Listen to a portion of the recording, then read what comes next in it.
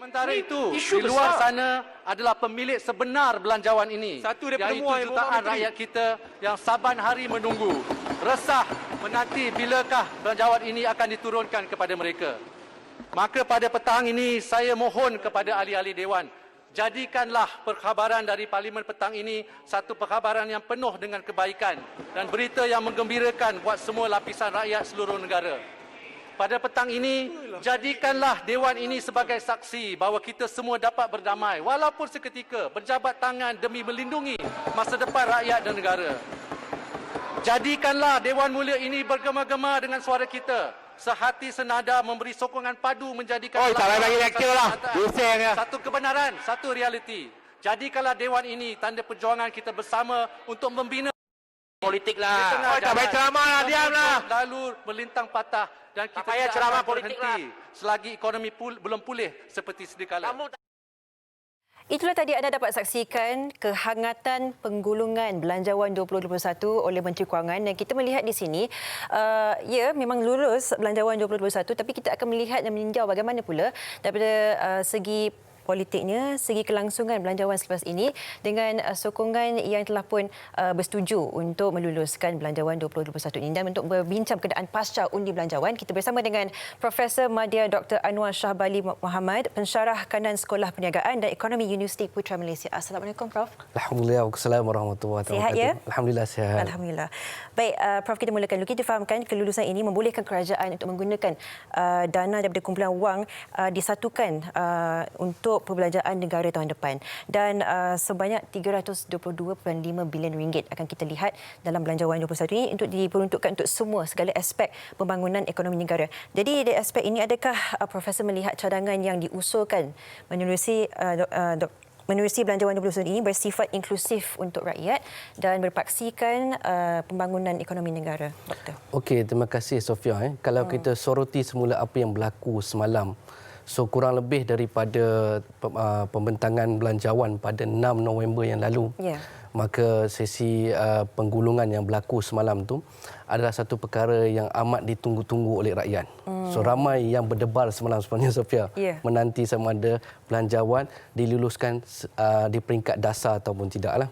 Dan juga alhamdulillah semalam belanjawan telah diluluskan di peringkat dasar. Di peringkat dasar. Dan seterusnya apa yang akan berlaku seterusnya adalah mulai daripada Isnin minggu depan selama 10 hari akan berlaku perbahasan dan perincian kepada belanjawan yang telah diluluskan secara dasar di peringkat jawatan kuasa. Baik. So itu proses yang seterusnya. Cuma persoalan tadi, adakah belanjawan inklusif ataupun tidak?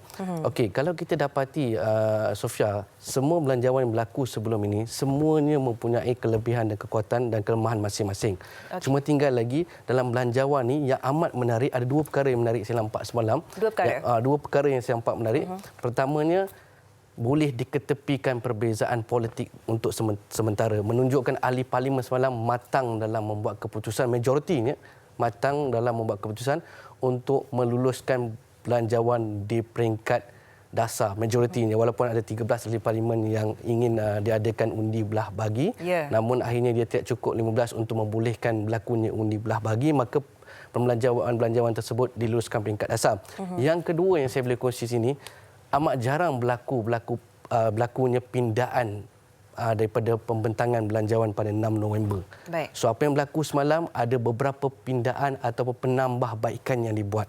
Yang saya boleh kongsi di sini sekurang-kurangnya ada 3. Itu sesuatu yang luar biasa ya, Doktor? Baik. Sesuatu yang luar biasa sebab pada banyak ketika pada acap kali pembentangan tu tidak dibuat perubahan dan diluluskan di peringkat dasar. Di peringkat dasar diluluskan. Tapi ini antara julung kali juga yang saya boleh lihat di sini bahawa berlakunya apa yang jarang berlaku sebelum ini, iaitu perubahan di dalam konteks penggulungan di mana Menteri Kewangan mengambil kira semua pandangan daripada ahli parlimen kerajaan, pembangkang, agensi-agensi kerajaan, NGO dan sebagainya, dan juga rakyat sebenarnya. Dan beliau juga menyebut beliau mengambil kira juga pandangan rakyat itu, terutamanya dalam dua perkara itu tersebut. Yang pertama, KWSP. Memang inilah dia perkara yang dibangkitkan atau diketengahkan oleh ramai lapisan masyarakat di mana terdapat keperluan untuk melihat semula. Yang kedua adalah moratorium. Dua benda ni saya akan cerita, Sofia, sebentar lagi. Tapi bagi saya belanjawan yang dibentangkan semalam unik sebab Belanjawan itu ada pindaan mengambil kira inclusivity itu, mengambil kira semua lapisan masyarakat dan juga komen-komen daripada rakyat, dan Menteri Kewangan membuat perubahan dari segi belanjawan yang dibentangkan pada awal hari itu. Walaupun dengan pindaan itu, Doktor, kita juga melihat antara cabaran kerajaan juga adalah untuk mendapatkan majoriti semalam. Dan kita melihat majoritinya ia bersetuju dengan kelulusan tersebut, dan so tentunya kita menyaksikan seperti tadi terdapatnya tentangan dan juga kritikan yang hebat juga kita saksikan.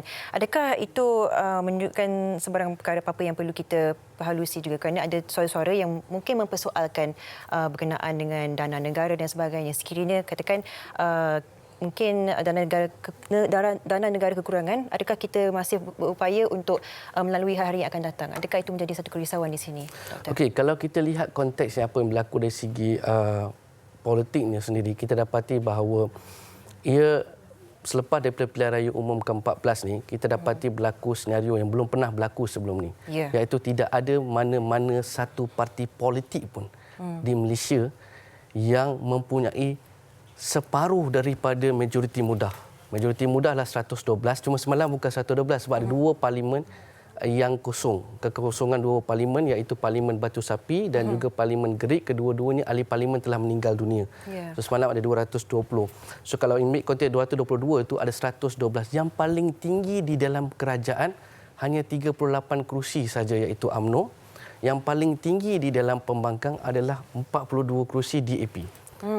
Tidak ada separuh pun, iaitu 56 kerusi yang ada, tak sampai separuh pun daripada 112.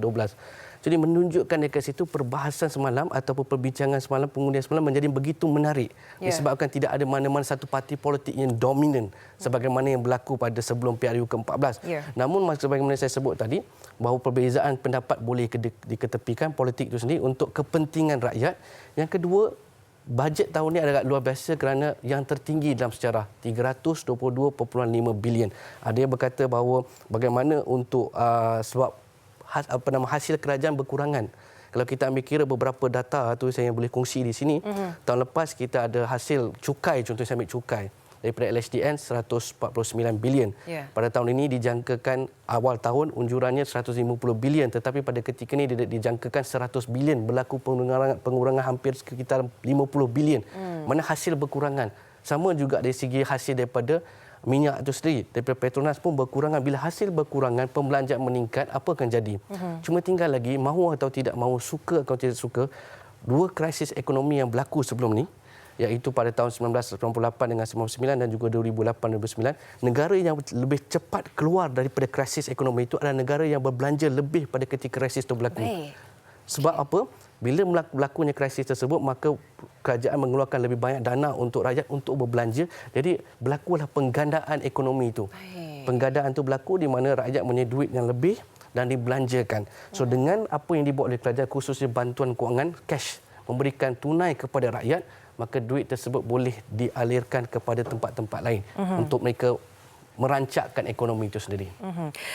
Pendapat doktor sendiri, kita melihat kan mengambil kira kebajikan rakyat dan juga pembangunan ekonomi selepas ini, adakah titik keseimbangan itu boleh dicapai apabila kita melihat ketidaktentuan keadaan dengan pandemik, dengan ekonomi kita, adakah lepas ini akan lebih terjejas lagi dengan pandemik ini? Adakah apa yang telah pun diusulkan akan dibentangkannya belanjawan ini mampu untuk kita mengorak langkah melihat bagaimana future kita sebenarnya?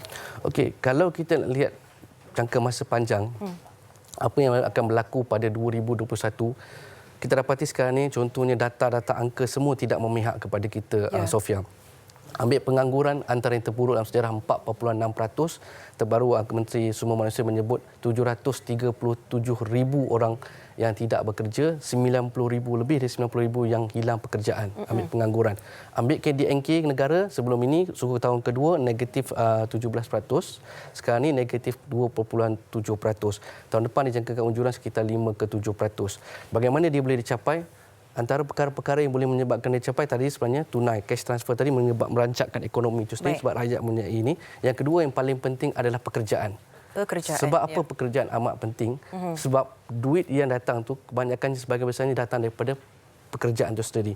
Sebab itu pekerjaan perlu dipertingkatkan. Sebab itu pada Belanjawan 2021 ni